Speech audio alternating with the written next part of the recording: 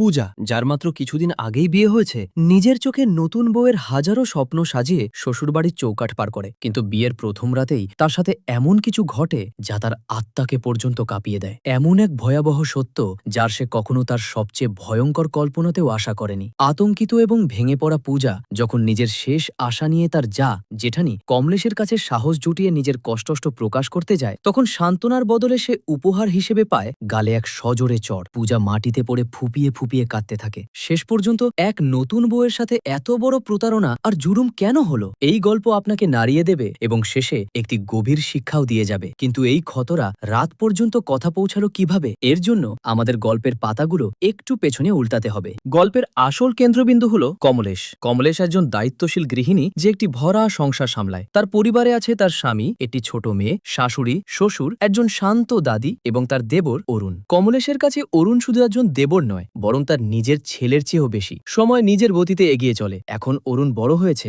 এবং পুরো পরিবার তার জন্য বিয়ের সম্বন্ধ দেখতে যাচ্ছে। যে মেয়েটিকে দেখতে পুরো পরিবার যাচ্ছে তার নাম পূজা। ইংলিশ অনার্সে বিয়ে করা পূজা নিজের কথা এবং আত্মবিশ্বাসে সবার মন জয় করে নেয়। সে যখন নিজের মিষ্টি গলায় একটি ইংরেজি গান গেয়ে শোনায়, তখন যেন পুরো পরিবার তার উপর মুগ্ধ হয়ে যায়। অরুণ তো তাকে দেখা মাত্রই নিজের মন হারিয়ে ফেলে। কিন্তু এই পুরো ঘরে একজন মানুষ এমন ছিল যার মুখে খুশির বদলে ছিল এক দ্বিধা। কমলেশের পূজার এই মজান এবং স্পষ্টবাদী স্টাইল একদমই পছন্দ হয়নি। কিন্তু অরুণের খুশি এবং তার জেদের সামনে কমলেশকে মাথা নত করতেই হয়। মন থেকে না চাইলেও সে এই সম্পর্কের জন্য সম্মতি দিয়ে দেয়। সেই দিনই চট মাংনি পট বিয়াহের মতো ধুমধাম করে রিং সেরেমনি হয়ে যায়। পূজার আঙুলে অরুণের নামের আংটি শোভা পায়। কিন্তু কেউ জানত না যে এই খুশি ছিল মাত্র এক রাতের অতিথি। পরের দিন সকালে কমলেশ তার শাশুড়ির সাথে অটো করে কোথাও যাচ্ছিল। হঠাৎ রাস্তায় তাদের নজর পড়ে একটি বিশাল ভিড় এবং শোরগোলের ওপর। কিছু মানুষ রাস্তায় প্রতিবাদ প্রদর্শন করছিল। তখনই ভিড়ের মাঝে কমলেশের নজর এমন এক চেহারার ওপর পড়ে যা দেখে তার পায়ের তলার মাটি সরে যায়। সে প্রকাশ্যে ক্ষেপে ওঠে এবং হুকুম দেয় যে এই সব নাটক এখনই বন্ধ করো। রাগে অগ্নিশর্মা হয়ে কমলেশ এগিয়ে যায়। পূজার হাত ঝটকা দিয়ে ধরে এবং তার আঙুল থেকে বাগদানের আংটি নির্দয়ভাবে টেনে বের করে নেয়। এক মুহূর্তের এক ঝটকায় সে সেই সম্পর্ক ভেঙে দেয় যা কালই জুড়ে ছিল। যখন কমলেশ এই তুফান নিয়ে বাড়ি ফেরে, তখন বাড়িতে হুলুস্থুল পড়ে যায়। কমলেশের স্বামী তাকে আয়না দেখিয়ে বলে যে তুমি না ভেবেচিন্তে যে বিশৃঙ্খলা সৃষ্টি করেছ সেটা এখন তোমাকেই সামলাতে হবে। বেচারা অরুণও অনেক অনুরোধ করে, বোঝানোর চেষ্টা করে যে পূজার চিন্তা ভুল নয়। কিন্তু কমলেশ নিজের অহংকারে অন্ধ হয়ে গিয়েছিল। তার কানে কোনো কথাই ঢুকছিল না এবং সে কারোর কথাই শোনে না। কিছুক্ষণ পর গল্পে এক সুন্দর এবং আবেগপ্রবণ মোড় আসে। নিজের সম্পর্ক বাঁচাতে এবং নিজের কথা বোঝাতে পূজা নিজেই কমলেশের কাছে পৌঁছায়। সে খুব নম্রভাবে ক্ষমা চেয়ে বলে যে যদি আমরা সত্যের জন্য এবং অন্যের অধিকারের জন্য রুখে না দাঁড়াই, তবে এই পৃথিবী ধীরে ধীরে শেষ হয়ে যাবে। কমলেশ যে যদিও পুরনো চিন্তার ছিল,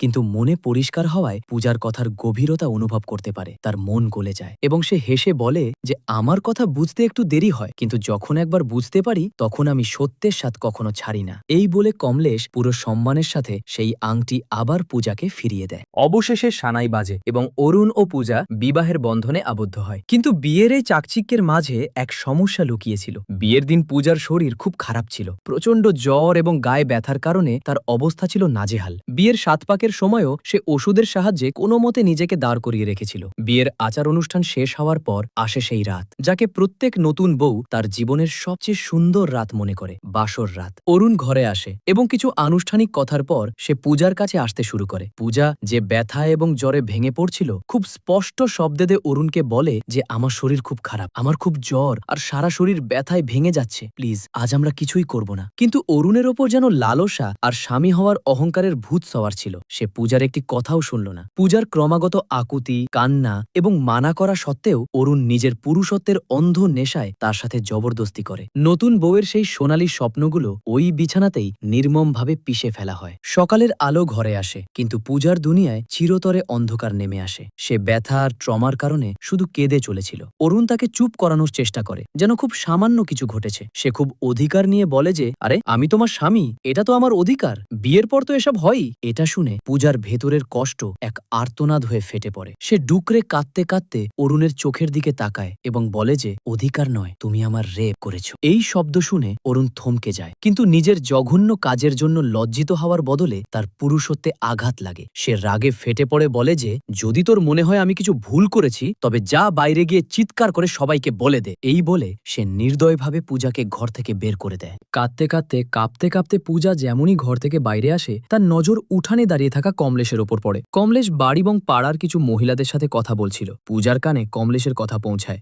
মেয়েরা যতটা না কোনো বোমা বিস্ফোরণকে ভয় পায় তার চেয়ে বেশি নিজের সম্মানের তামাশা হওয়াকে ভয় পায়। এই একটি বাক্য পূজার বুকে কোনো বিষাক্ত তীরের মতো বিঁধে যায়। সে তখনই বুঝতে পারে যে সমাজ আর পরিবারে সে দাঁড়িয়ে আছে, সেখানে যদি সে মুখ খোলে তবে সে বিচার পাবে না, বরং এই বাড়িতে তারই সম্মানের প্রকাশ্যে তামাশা হবে। সমাজ আর বদনামের এই ভয়ে হেরে গিয়ে এক জীবন্ত অধিকারের জন্য লড়াই করা মেয়ে নিজের চোখের জল গিলে নিঃশব্দে আবার সেই দমবন্ধ করা ঘরে ফিরে যায়। তার নিষ্পাপ মনে কোথাও না কোথাও এই আশা বাকি ছিল যে হয়তো অরুণের নিজের পশুত্বের উপলব্ধি হবে, হয়তো সে নিজের ভুল স্বীকার করবে এবং তার কাছে ক্ষমা চাইবে। কিন্তু অরুণের আচরণ দেখে পূজার পায়ের তলার অবশিষ্ট মাটিও সরে গেল। পূজা আগে থেকেই অসহ্য যন্ত্রণায় ছিল, কিন্তু অরুণ নিজের লালসাকে ভালোবাসার নাম দিয়ে আবারও তার সাথে জবরদস্তি করে। পূজা ভেতর থেকে পুরোপুরি ভেঙে পড়েছিল। সে বুঝতে পেরেছিল যে যাকে দুনিয়ার স্বামী স্ত্রীর ভালোবাসা বলে তা তার জন্য শুধু একটি বৈবাহিক বলাৎকার, ম্যারিটাল রেপ ছিল, যার বিরুদ্ধে সে কিছুই করতে পারছিল না। পরের দিন সকালে কমলেশের নজর ছাদের বাউন্ডারিতে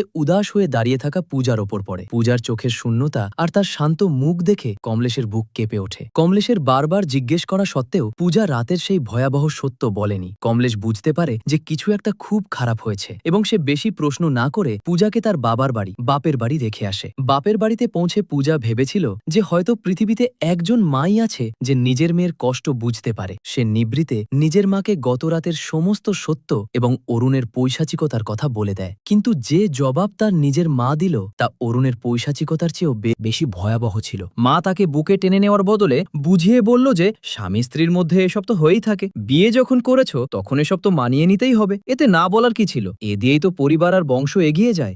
নিজের মায়ের মুখে এই কথা শুনে পূজা স্তব্ধ হয়ে যায়। বাকিটা মা ইমোশনাল ব্ল্যাকমেইল করে পূরণ করে দেয়। বাড়ির দারিদ্র্যের দোহাই দিয়ে সে পূজাকে সঙ্গে সঙ্গে শ্বশুরবাড়ি ফিরে যাওয়ার আদেশ দেয় এবং হুমকি দেয় যে যদি সে ফিরে না যায় তবে মা নিজের হাতের শিরা কেটে আত্মহত্যা করবে। আপনজনদের থেকে পাওয়া এই ধোকার পর বেচারি পূজার কাছে কোনো পথ ছিল না। সে এক জীবন্ত লাশের মতো কমলেশের সাথে ফিরে যেতে থাকে। সফরের সময় এক জায়গায় ওয়াশরুমে যাওয়ার বাহানায় পূজা অটো থেকে নামে। এটি ছিল তার জীবনের সবচেয়ে বড় সিদ্ধান্ত। সে পেছনে ফিরে তাকায়নি এবং সেখান থেকে চুপচাপ পালিয়ে যায়। কমলেশ তাকে পাগলের মতো সব জায়গায় খোঁজে, কিন্তু পূজার কোনো হদিশ পাওয়া যায় না। বাড়ি পৌঁছে যখন কমলেশ এই খবর দেয় তখন পুরো পরিবারে হুলুস্থুল পড়ে যায়। সবাই পূজাকে খোঁজে, কিন্তু সে যেন হাওয়ায় মিলিয়ে গেছে। হার মেনে কমলেশ পূজার বন্ধু সোনাকে ফোন করে যে একটি এনজিওতে কাজ করত। সোনা বলে যে সে পূজার ব্যাপারে কিছু জানে না, কিন্তু সে তাকে খুঁজে বের করার সব চেষ্টা করবে। অবশেষে সোনার খোঁজ শেষ হয়। পূজা তাকে এক নির্জন পার্কের কোণে উদাস হয়ে কোনো আতঙ্কিত শিশুর মতো বসে থাকতে দেখা যায়। যখন কমলেশ সেখানে পৌঁছায় তখন পূজা সাহস জুটিয়ে অরুণের সেই ভয়াবহ রাতের সমস্ত পৈশাচিকতা এবং সত্য কমলেশের সামনে উগরে দেয়। কিন্তু বছরের পর বছর অরুণকে নিজের ছেলের মতো লালন পালন করা কমলেশের অন্ধ বিশ্বাস সত্যের চেয়ে ভারী হয়ে যায়। সত্য শোনার বদলে কমলেশের অহংকার ভাঙে এবং সে রাগে এসে পূজার গালে এক সজোরে চড় কষে দেয়। সে চিৎকার করে এবং পূজাকে প্রায় টেনে হিঁচড়ে আবার সেই কয়েদখানায় নিয়ে আসে। গিয়ে লেডি ডাক্তারের সাথে কথা বলে তখন ডাক্তার যে সত্য জানায় তা শুনে কমলেশের পায়ের তলার মাটিই সরে যায় না, বরং তার পুরো অস্তিত্ব কেঁপে ওঠে। ডাক্তার ভারী গলায় জানায় যে পূজার সেই স্পর্শকাতর অঙ্গগুলোতে ব্লেড দিয়ে গভীর ক্ষত করা হয়েছে এবং প্রচুর রক্তক্ষরণের কারণে তার এই অবস্থা হয়েছে। এটি শুনে কমলেশ স্তব্ধ হয়ে যায়। সে সাথে সাথে নিজেকে সামলায় এবং বাড়ির লোকেদের বাড়িতে পাঠিয়ে দেয় এই বলে যে সে পূজার কাছে থাকবে। জ্ঞান ফেরার পর যখন কমলেশ পূজার পাশে বসে তখন পূজার চোখের জলে ডুবে সে তিতকুটে সত্য উগরে দেয় যা তাকে এই চরম পর্যায় পর্যন্ত যেতে বাধ্য করেছিল। এই কষ্ট শুনে কমলেশ ভেতর থেকে ভেঙে পড়ে। সেই রাতে যখন কমলেশ বাড়ি ফেরে তখন পূজার কষ্ট অনুভব করার জন্য সে নিজেও বাথরুমে যায় এবং হাতে সেই ব্লেডটি তুলে নেয়। সে সেই ব্লেডটি নিজের ত্বকের ওপর রেখে ঠিক সেটাই করার চেষ্টা করে যা পূজা করেছিল, কিন্তু ব্লেডের হালকা ছোঁয়াতেই তার হাত কেঁপে ওঠে। সে ব্লেড ফেলে দেয়। সেই এক মুহূর্তে কমলেশ গভীরভাবে উপলব্ধি করতে পারে যে আসলে সেই ২১ বছরের নিষ্পাপ মেয়েটি কতটা আতঙ্ক আর কষ্টের মধ্য দিয়ে গিয়েছে যে সে নিজেকে এত ভয়াবহ শাস্তি দিয়ে দিল। পরের দিন যখন অরুণ নিজের নির্লজ্জতার পোশাক পরে পূজার সাথে দেখা করতে হাসপাতালে পৌঁছায় তখন সে জানতে পারে যে কমলেশ আগেই পূজাকে ডিসচার্জ করিয়ে নিজের সাথে নিয়ে গেছে। নিজের স্ত্রীর এত গুরুতর অবস্থা সত্ত্বেও সেই অশিক্ষিত লোকটির মাথায় শুধু একটিই কথা চলছিল। সে নির্লজ্জ হয়ে লেডি ডাক্তারকে জিজ্ঞেস করে যে এখন আমি আমার স্ত্রীর সাথে ইন্টিমেট হতে পারি তো? এই জঘন্য প্রশ্ন শুনে ডাক্তারের রক্ত ফুটে ওঠে। সেই ডাক্তার পূজার সেই ভয়াবহ ক্ষতগুলো দেখেছিল এবং জানত এর পেছনে কে আছে। সে অরুণের ওপর ভীষণ রেগে যায় এবং পুরো শক্তি দিয়ে চিৎকার করে বলে যে খুবই